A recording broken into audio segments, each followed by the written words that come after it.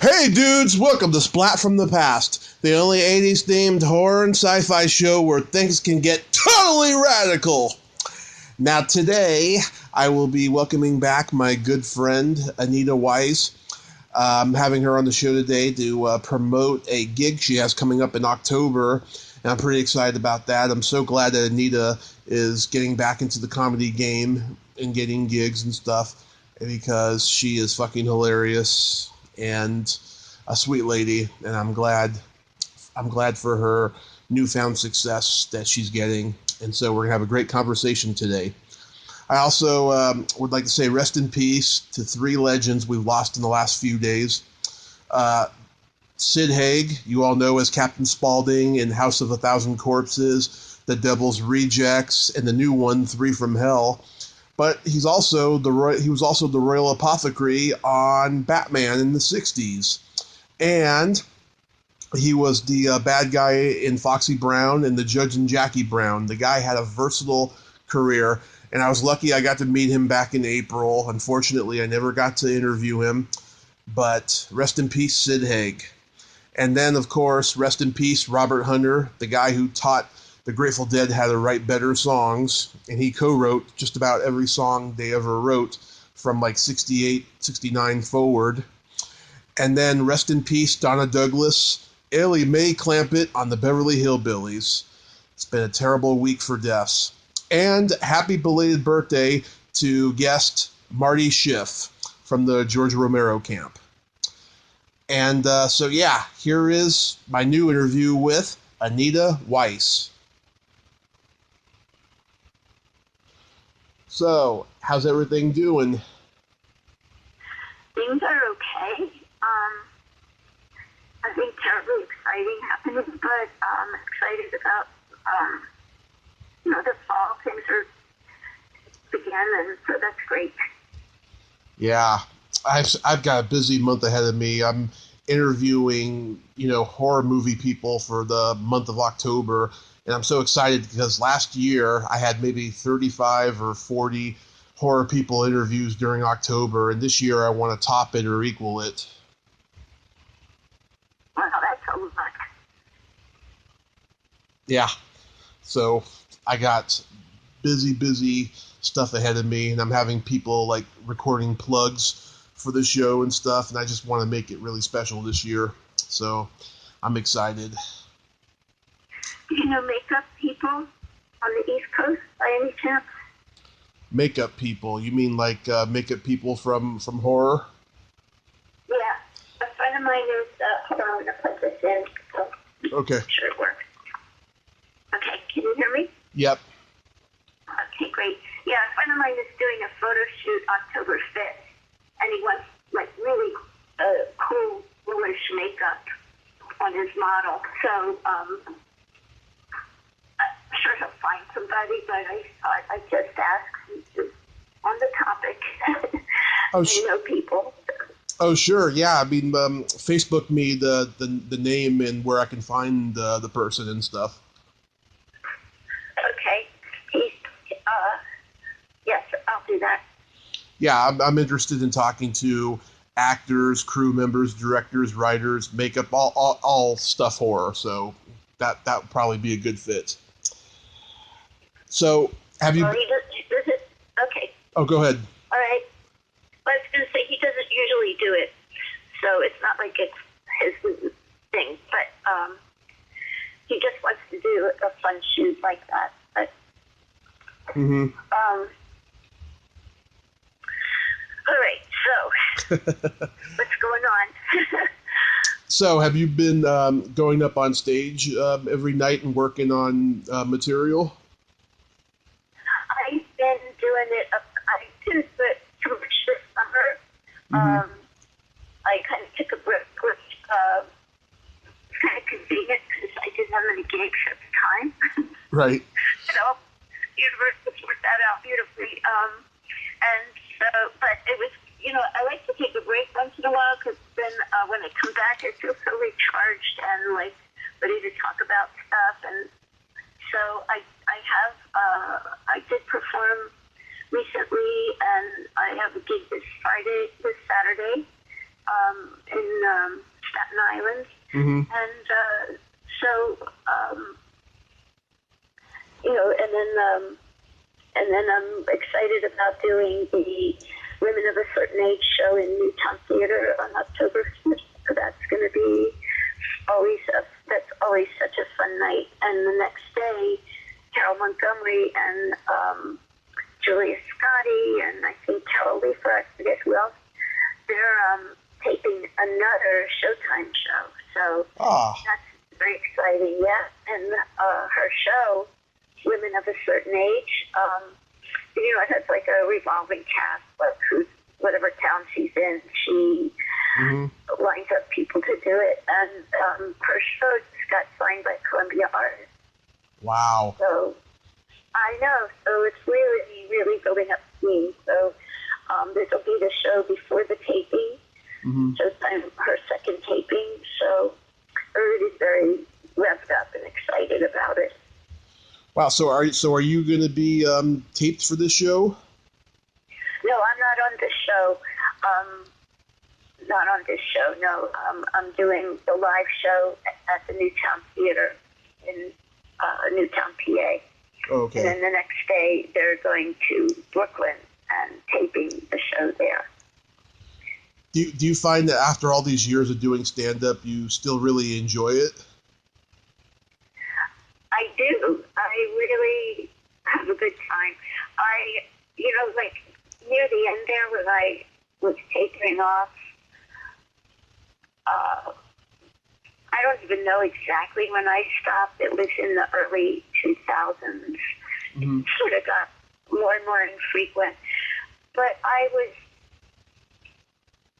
just not inspired. I wasn't writing, and I was bored with I don't know, it just didn't feel like it was part of my life at the time.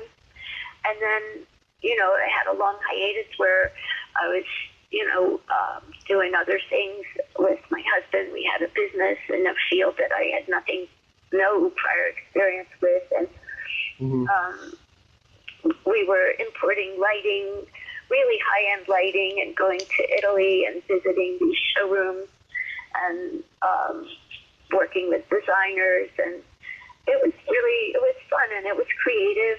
And a lot of it was not creative. A lot of it was, paperwork and customs forms and container capacities and stuff like that. But it was still fun to learn something new. But then what happened was my husband died, and our business died, and pretty much everything died. I looked at the cat. I was like, don't even think about it. I was like, all of a sudden, I had no responsibilities. My mother-in-law had died like a few months after my husband, and we were all living together. And all of a sudden, it was just me and the cat. And I was like, oh my God, my life is so different now. I had no real responsibilities. And I happened to go to, I don't know if you were familiar with the comedian Jerry Diner.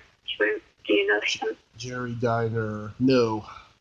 No, he's probably before your time. He did work out at the Improv in L.A., but he was somebody comedians in New York from the 80s knew very well, because he was president of the Professional Comedians Association when that was in existence. Anyway, he passed away, and there was a reunion of comedians that I hadn't seen in a long, long time. And I was so happy to see them and feel my comedy family. And that night, it was June 30th, 2016, I said, I'm going back to comedy. And I haven't regretted it at all. I'm really, really enjoying it. I'm writing stuff about my life now and who I am now. And on stage, I just feel so much more integrated with who I really am. And I used to, I don't know, I just feel more comfortable on stage now. And I know there's always that card in the deck of that horrible night where nothing goes right and you just are like, ugh, this is not fun. But I'm gonna have to touch wood. I always feel like I'm gonna jinx it, but I haven't had a really bad night since I started again. You know. Oh, that's good. Yeah, and I'm not saying I killed every night, but I personally have not had a bad night. You know, I'm like, this is okay. You know, this went fine. Right? Maybe not everything worked like I wanted, but everybody had a good time. I didn't leave covered in shame, and everything's good. So, Wow. I'm loving it, actually. That's wonderful, Anita. I'm glad, I mean, we're living in a weird time now where, there's that whole woke culture going on in comedy. It's really tough right now. It is, and it's a shame because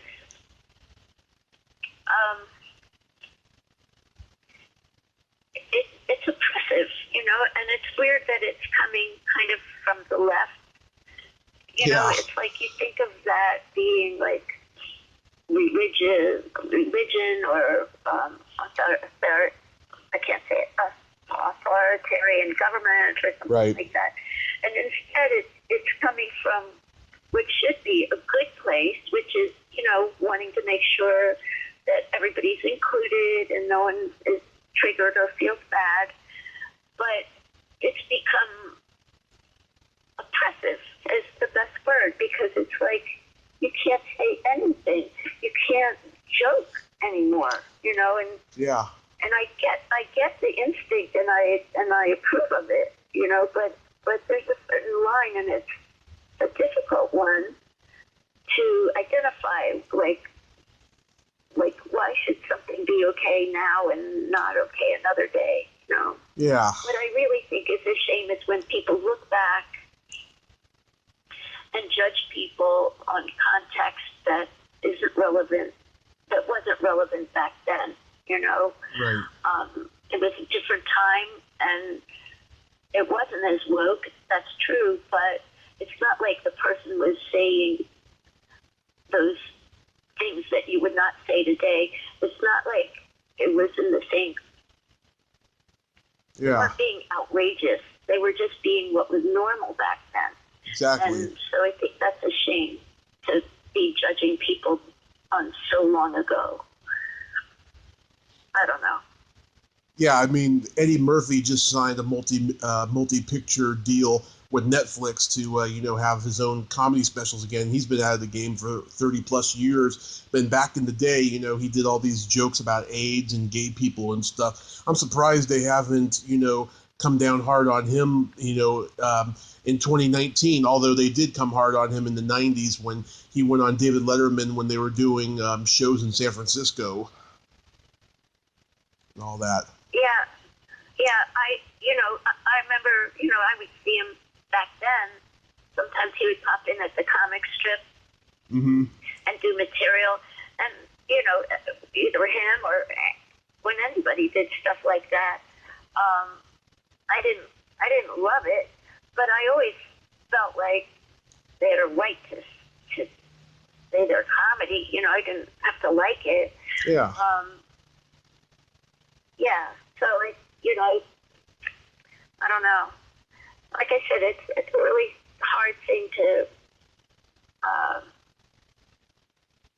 draw the line between what a person has the freedom to say and what people in the audience have the freedom to experience, with not being shamed for who they are or what their body looks like. Right. They deserve to not feel uncomfortable. So, and actually, it's funny because I don't know if I have told you this before, but the very first person who said the words politically correct to me was a little showcase room in the Greenwich Village. I don't even remember the name of it. I think it had the word moon in it, but I'm not sure. Anyway, it was my friend Eddie Brill told me about this club, and it was a very gay-friendly club. And, I couldn't do offensive material there. So I went there, and I got a stern interview from the woman who booked it. And she told me the comedy had to be politically correct. And I'd never heard that term before. And so I asked her to define it because I thought I knew what she meant, but I certainly didn't want to say anything that this woman didn't like because she was a little scary. And you know who it was? Who? It was Leah Delaria. Who? Delaria from Orange is the New Black. Oh, okay. You know. Yeah. Yeah, that's who that turned out to be. I mean, it was the whole time, but she wasn't famous then. She was just booked in this room, and so Yeah. I thought, what a perfect person to learn that term from. So Yeah. You couldn't be sexist, ageist, you couldn't be any ist, you know. You could just be a nice person and funny. So I survived it, and that was fine. And she's a good person. Yeah, I think that there needs to be some bumper stickers and T-shirts made that says subjective, and then maybe people will understand comedy. You know? I did, yeah.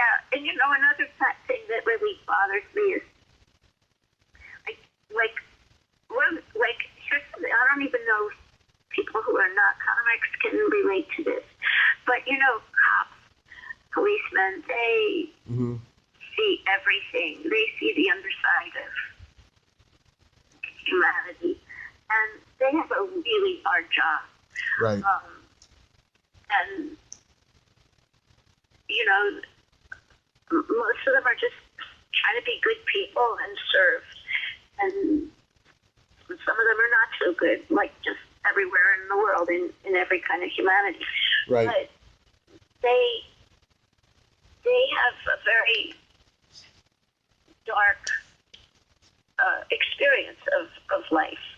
And so they have their own cop humor, and it's how they release pressure, and you know, they're not jokes anybody else wants or needs to hear. they're for them, you know? Yeah. And they understand where they're coming from when they tell those jokes to each other. And they're horrible jokes if you would hear them from someone else, you know, out of context. And that's how I feel like comedy roasts are. Like, comedians can say terrible things, but if it's funny, we laugh. It's not because we like or believe the things that are being joked about, you know. They may have a hint of truth in them, but it's more that it's a funny joke. And so when roasts become like public, televised, or when public figures come, like a mayor or somebody, and they're laughing at a joke, then all of a sudden they're wrong because they're laughing at this joke. And I think non-civilians should not be, civilians should not be in comedy roasts because they just don't understand where we're coming from. It's like, that's where we get to just let loose and be, you know, say anything. Right. And so I don't know if that makes sense to people, but I think that should be private, just like cops and just like, I'm sure doctors and nurses have their own brand of dark humor that they, you know, that just releases pressure, and it's sort of lancing an abscess or something when you have a joke about something that's really painful. It's a release, and I think it's a healthy thing. But if you have people who are not in on that, listening to it and being horrified, I don't know what I'm saying. Yeah. Like I have, yeah. Like they have to know their audience, right? Exactly. It's certain humor is for a specific audience, and I'm not excusing like horrible humor. You know, it's not like I like it, but I feel like people should have the freedom to. We should be a free society where there's room for all kinds of stuff that you may not particularly agree with. Right. People should be free to say it. You know, you don't like it, don't listen to it.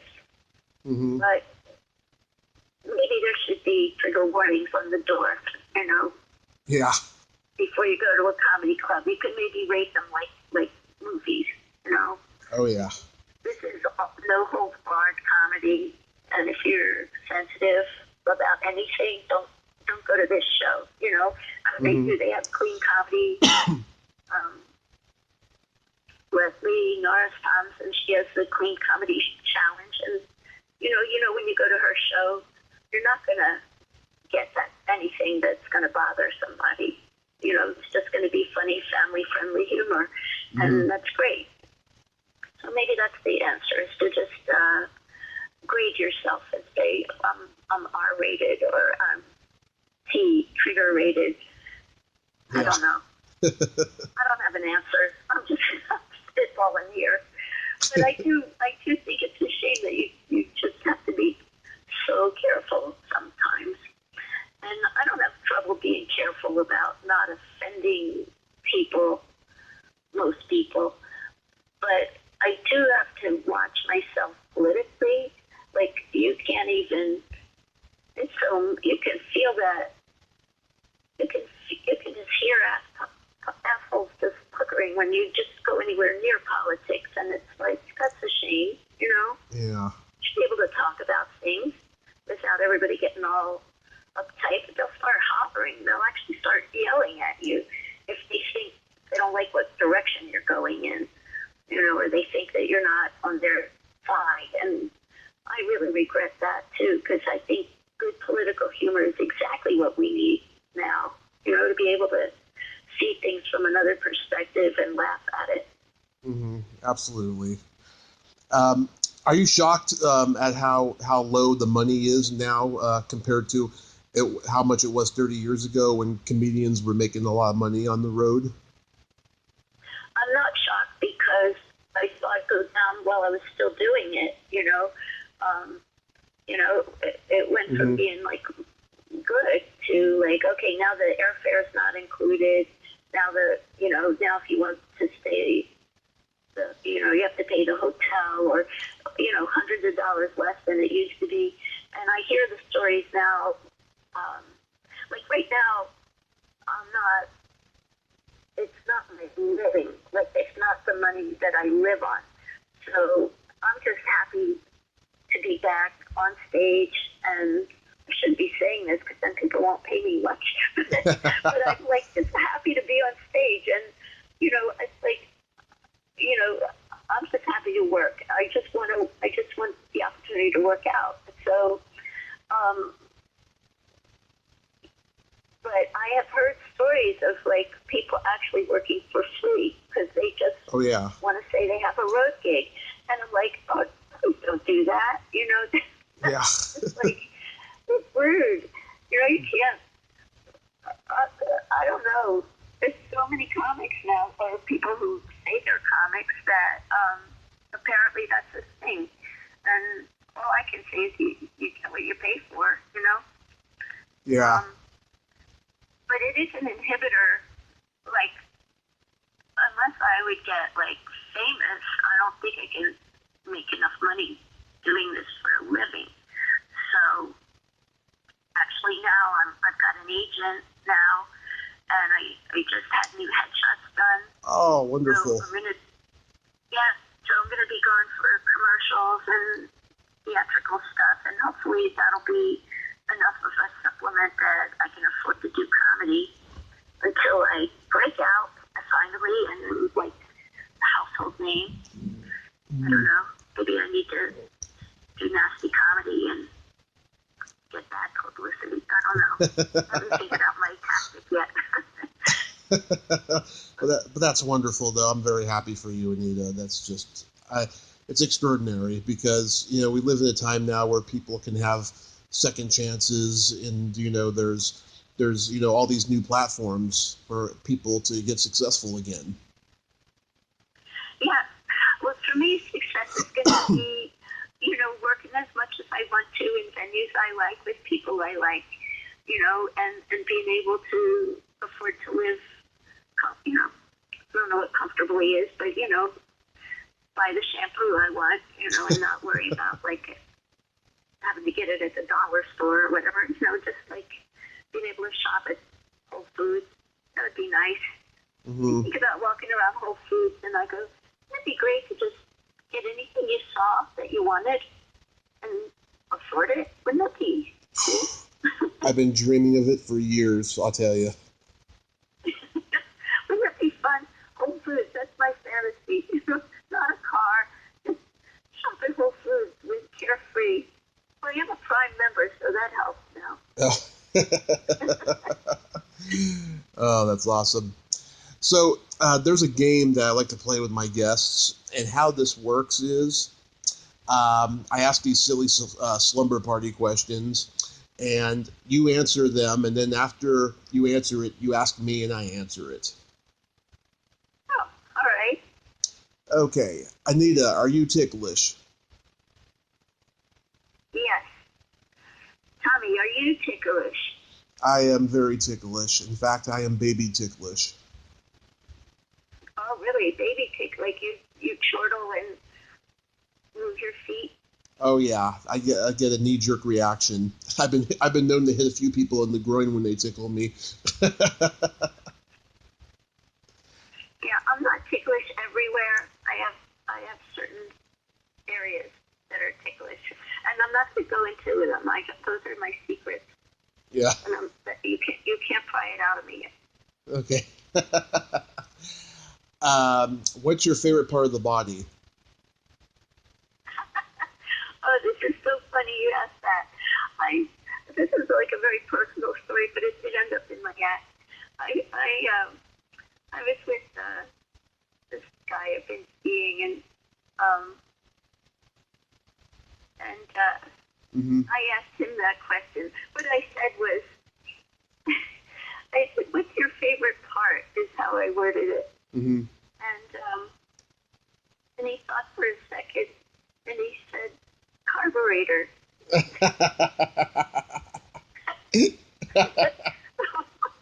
Well, that's a mood breaker, isn't it? Yeah. I don't think I have one of those.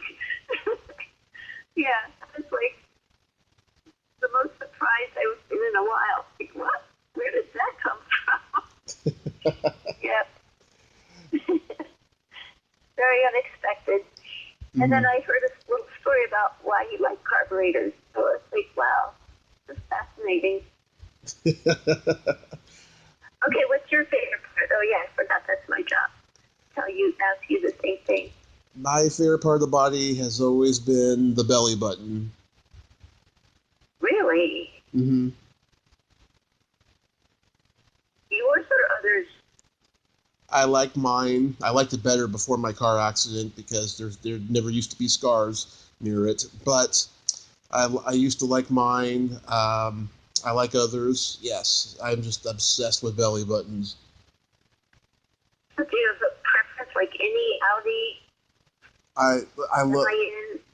I like a deep innie. I like an Audi or an Audi innie, whichever. Well, I never knew anybody that I knew had that interest, so that's a new one. Mm-hmm. Good. All right. Do you like them with jewelry? Some people put like rings on them and stuff. Oh yeah, sometimes. It depends on how good the jewelry looks. Yeah. Yeah, if you have to fish it out from the fold, that's maybe not the best. No, not at all. No. What color are your toenails painted? What color is what? My toenails? Yeah. Okay. I don't paint my nails.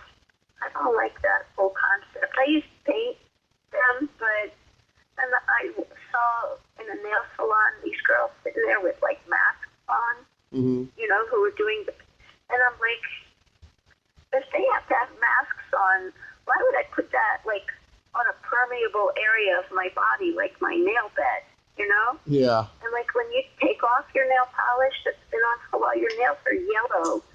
Or like sometimes, you know, people who paste acrylic nails on their nails.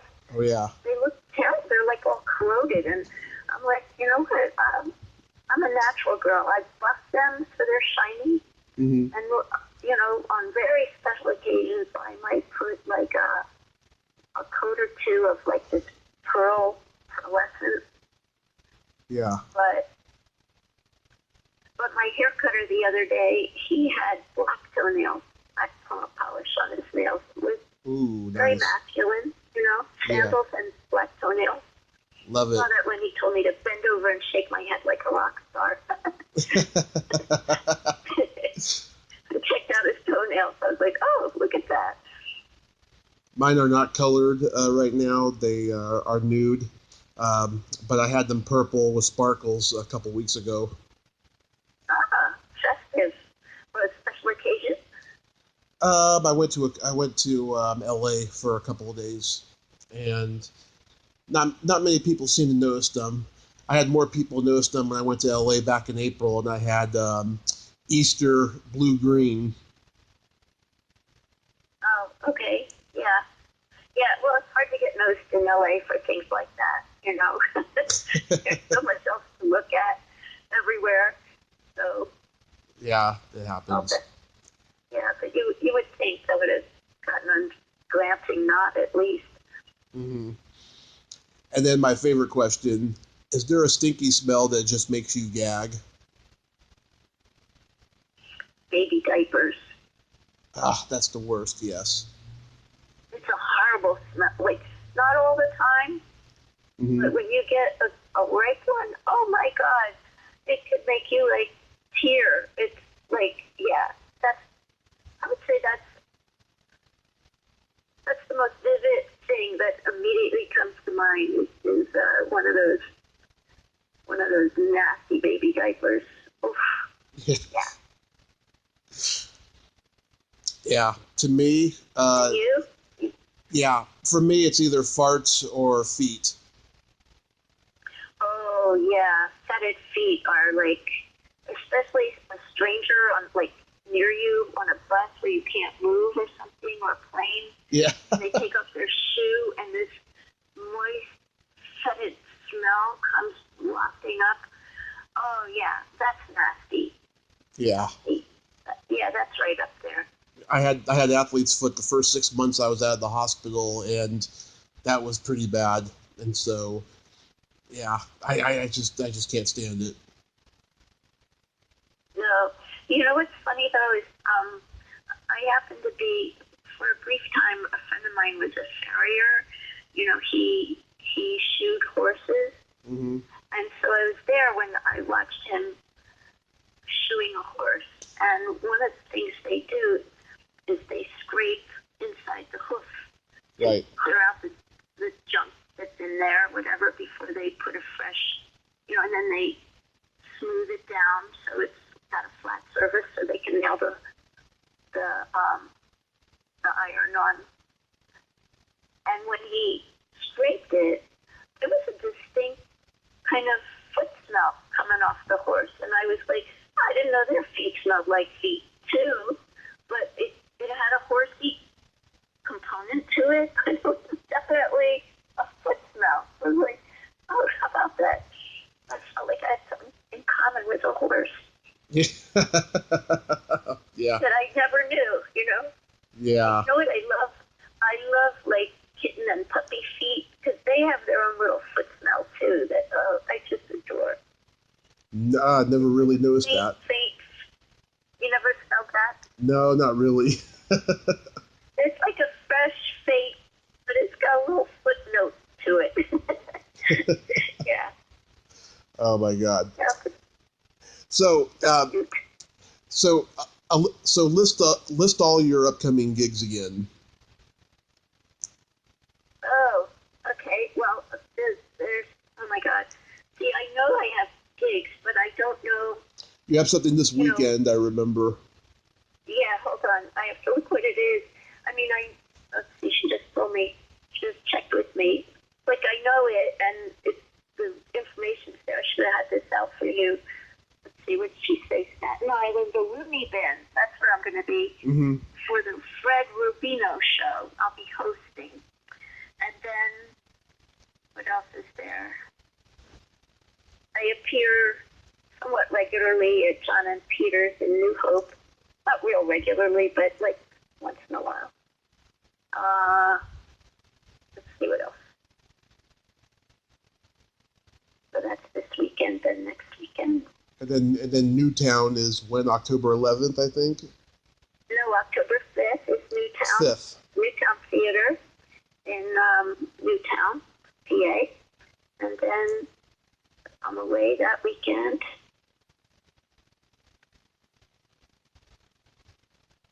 Any more? Yeah, I'm looking. Okay. Not too much more. There's some pending things, but I don't want to say what those are till they come in. Of course. Yeah. Yeah, so nothing too exciting, no. Just, let me see. Come on. Looking at my phone here. Sorry for this. I should have had it. It's okay. That's okay. Oh, wait, what's this one? Oh, yeah. I think in Allentown at the Wisecrackers, December 7th, I think. There's one in York, PA. When is that one? I'm sorry, I don't have it handy, but I do have one coming up in York, PA. Where is that? Okay. It's a Comedy Zone. Yeah, here it is. October 18th. That's when it is. In York, PA. Do you have a website yet? No, I don't. In fact, I'm about to launch my Instagram and Facebook business pages. I'm gathering content for that, so that I can keep feeding it. But no, I don't have a web page at this time. Well, I would suggest getting a website, or at least using your Facebook account and putting like, a list of all your upcoming gigs that they can like check on, like maybe on your info profile or something. Well, yeah, that's a good idea. I do periodically post lists of like upcoming dates, but I haven't done that recently because there weren't any. But now that they're coming in, I can do that again, and I'll have them on my Facebook page and my Instagram page. I haven't been in a hurry to do that because I'm just, kind of easing back into it, but yeah, I'm getting there. Headshots, all this is coming together. That's just so extraordinary, Anita. I'm so happy for you, and I thank you for coming on again. And I just know that you're going to keep going out there and slugging for years to come, because it seems like you've persevered through everything. Well, thank you. Yeah, I hope so. I'm really enjoying it. So, thank you so much for this opportunity to plug my little things coming up, and I'll be in touch with something really exciting happening. Oh, that's awesome. My pleasure, and you have yourself a great night over there. All right, thank you. You too. Take care. Okay, bye-bye. All right, bye. Well, there you have it. Anita Wise. Ain't she a sweetheart? Yeah, I just love these stories about comics and just people in general who just, go through troubling times, and then they persevere and they come back slugging and they kick ass. And I'm so glad Anita is coming back, because she's a funny lady and she needs to be heard. If you like this video, everyone, please subscribe to my YouTube channel, add me as a friend on Facebook, join my Tommy Kovac comedian page on Facebook, follow me on Twitter and Instagram, and all that fun stuff. Well, that's all the time we have this week on Splat from the Past. Until next time, this is Tommy Throwback Kovac saying, there's no shame in living in the past, because the present sucks. Later, dudes.